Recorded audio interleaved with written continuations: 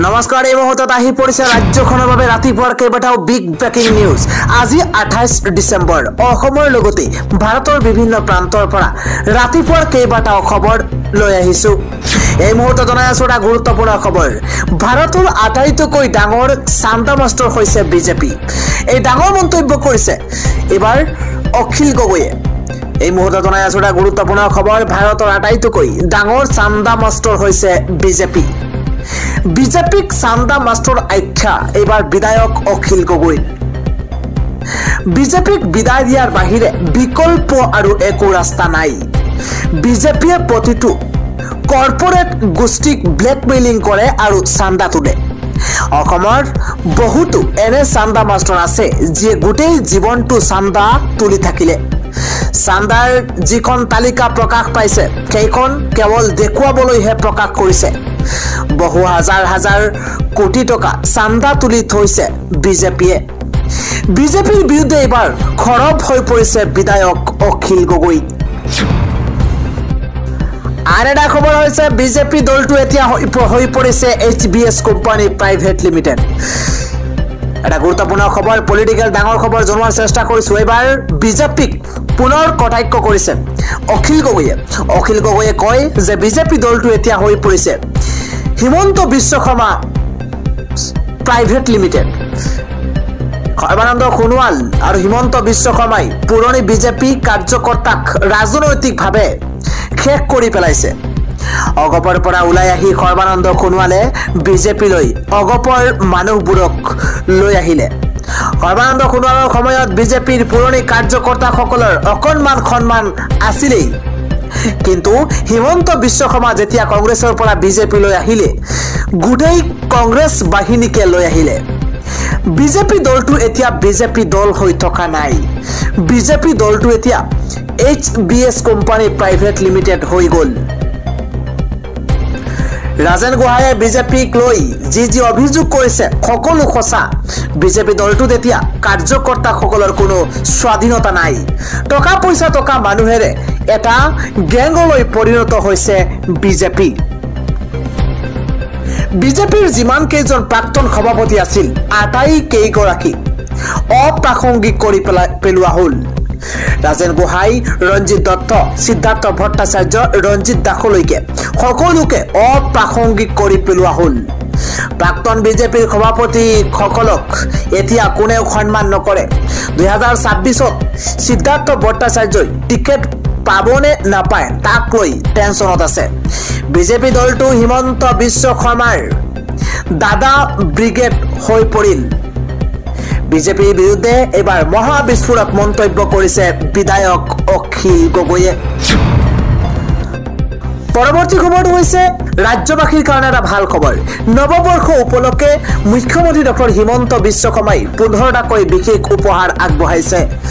এটা breaking news, ৰাজ্যৰ কোটি কোটি জনতাক মুখ্যমন্ত্ৰী ডক্টৰ হিমন্ত বিশ্ব শৰ্মাই নৱবৰ্ষৰ উপহাৰ আগবঢ়াইছে। 15টাকৈ ডাঙৰ উপহাৰ। নৱবৰ্ষ উপলক্ষে কি উপহাৰ আগবঢ়াইছে আমি জনোৱাৰ চেষ্টা কৰিছো। এটা বিশেষ খবৰ, 1 জানুৱাৰীৰ পৰা কোনে কোনে পাব মুখ্যমন্ত্ৰীৰ উপহাৰ। চৰকাৰী কৰ্মচাৰীৰ পৰা সাধাৰণ জনতালৈকে মুখ্যমন্ত্ৰীৰ তৰফৰ পৰা 15টাকৈ উপহাৰ আগবঢ়োৱা হৈছে। কৰ্মৰত অৱস্থাত ৰাজ্য চৰকাৰৰ কৰ্মচাৰীৰ মৃত্যু হ'লে এতিয়াৰে পৰা পৰিয়ালে পাব আৰ্থিক সাহায্য। কেৱল সিমানেই নহয়, কৰ্মৰত অৱস্থাত যদি চৰকাৰী কৰ্মচাৰীৰ মৃত্যু হয় তেন্তে 5ৰ পৰা 10 লাখ টকাৰ অতিৰিক্ত বীমা লাভ কৰিব। দুৰ্ঘটনাত চৰকাৰী কৰ্মচাৰীৰ মৃত্যু হ'লে জীৱন বীমা 1 কোটি টকা। 1 জানুৱাৰীত মুকলি হ'ব আত্মনিৰ্ভৰ অসমৰ দ্বিতীয় পৰ্যায়ৰ পৰ্টেল। প্ৰথম পৰ্যায়ত 25,000 যুৱক যুৱতীয়ে পালে 1 লাখ টকাকৈ। দুটা কিস্তিত পাব 2 লাখকৈ টকা 75,000 নিবনুৱাই। ফেব্ৰুৱাৰী মাহৰ ভিতৰতে হ'ব অসম আৰক্ষীৰ লিখিত পৰীক্ষা। 15টাকৈ উপহাৰ এই মুহূৰ্তত ৰাজ্য চৰকাৰৰ তৰফৰ পৰা আগবঢ়োৱা হৈছে। ফেব্ৰুৱাৰী মাহৰ শেষত নাইবা মাৰ্চৰ প্ৰথম সপ্তাহতে ADREৰ ফলাফল লাভ কৰিব। নিৰ্ধাৰিত সময়ত প্ৰতিশ্ৰুতি অনুসৰি পুনৰ 30,000 নিবনুৱাক নিযুক্তি দিব চৰকাৰখনে। কেইবাটাও ৱেবছাইটত প্ৰকাশ পাব ADREৰ ফলাফল। প্ৰায় 18 লাখ পৰীক্ষাৰ্থীয়ে দিছিল তৃতীয় আৰু চতুৰ্থ বৰ্গৰ পৰীক্ষা। 2001টা কেন্দ্ৰত অনুষ্ঠিত হৈছিল 14,000 পদৰ বাবে পৰীক্ষা। অহা 1 জানুৱাৰীৰ পৰা মুকলি হ'ব মিউচুৱেল ট্ৰান্সফাৰৰ পৰ্টেলৰ জৰিয়তে একে বিভাগৰ একে দৰমহা পোৱা কৰ্মচাৰী হ'ব বদলি ৰাজ্যৰ কোটি কোটি জনতাক মুখ্যমন্ত্ৰী ডক্টৰ হিমন্ত বিশ্ব শৰ্মাৰ তৰফৰ পৰা এই 15টাকৈ উপহাৰ আগবঢ়োৱা হৈছে আন এটা খবৰ হৈছে মুখ্যমন্ত্ৰী অখিল গগৈক পইচা দিছে অখিল গগৈয়ে মুছলিম এলেকাত গৈ নাচি আছে এই ডাঙৰ অভিযোগ উত্থাপন কৰিছে AIUDF প্ৰধান বদৰুদ্দিন আজমলৰ তৰফৰ পৰা অখিল গগৈক উদ্দেশ্য কৰি কি বিস্ফোৰক অভিযোগ উত্থাপন কৰিছে জনোৱাৰ চেষ্টা কৰিছো এটা বিশেষ খবৰ মুখ্যমন্ত্ৰী ডক্টৰ হিমন্ত বিশ্ব শৰ্মাই পইচা দিছে অখিল গগৈক মুখ্যমন্ত্ৰীয়ে এতিয়া অখিল গগৈক মুছলিম এলেকাত লগাই দিছে মুছলমানৰ ভোট বিচাৰি বিজেপিয়ে ভিক্ষা খোজা আৰম্ভ কৰিছে সামগুৰিৰ পিছত বাকি ঠাইতো পইচাৰে মুছলমানৰ ভোট কিনিব খুজিছে কংগ্ৰেছ নে মুখ্যমন্ত্ৰীৰ টকা কাৰ বেছি আছে সেয়া সময়ে কব অখিল গগৈৰ নৃত্য চাবলৈহে মুছলমান লোকসকল গৈ আছে অখিল গগৈ হিন্দু এলেকাত যাব নোৱাৰে গতিকে মুছলিম এলেকাত গৈছে বিজেপিয়ে মুছলিম ভোট লৈ যাব কংগ্ৰেছৰ চিন্তা বাঢ়িছে বিধানসভাৰ নিৰ্বাচনত AIUDFৰ ভোট বেংকত প্ৰভাৱ নপৰে 2026ৰ বিধানসভা নিৰ্বাচনক লৈ খৰব হৈ পৰিছে মৌলানা বদৰুদ্দিন আজমল আন এটা খবৰ হৈছে গুৱাহাটীৰ হাতীগাঁও থানাত এজাহাৰ দাখিল কৰিছে মৌচুমীৰ পৰিয়ালে মৌচুমীৰ ভাতৃ পলাশজ্যোতি গগৈয়ে দাখিল কৰিছে এজাহাৰৰ ভিত্তিত 278/24 নম্বৰত গোচৰ ৰুজু কৰা হৈছে গোচৰটোত সন্নিবিষ্ট হৈছে ভাৰতীয় ন্যায় সংহিতাৰ 103 ধাৰা টিংখাঙৰ পৰিৱৰ্তে নৱগ্ৰহ শ্মশানতহে মৌচুমীৰ হ'ব শেষ কৃত্য ভাতৃ পলাশৰ মতেই ঘৰৰ লগত বেছি যোগাযোগ নাছিল মৌচুমীৰ হত্যাকাৰী ভূপেনৰ লগত থকা সম্পৰ্কৰ কথা নাজানিছিল পৰিয়ালে পৰৱৰ্তী খবৰটো হৈছে ৰাজ্যত নামিব প্ৰচণ্ড শীত দেশৰ 10খনকৈ ৰাজ্যত ইতিমধ্যে বতৰ বিজ্ঞান কেন্দ্ৰৰ তৰফৰ পৰা অৰেঞ্জ এলাৰ্ট জাৰি কৰা হৈছে আমি জনাই আছো এটা বিশেষ খবৰ ৰাজ্যত 15 জানুৱাৰী পৰ্যন্ত নামিব প্ৰচণ্ড শীত জানুৱাৰীৰ প্ৰথম সপ্তাহৰ পৰা 15 জানুৱাৰীলৈকে প্ৰচণ্ড শীত নমাৰ সম্ভাৱনা আছে ৰাজ্যৰ প্ৰান্তে প্ৰান্তে পৰিব কুঁৱলী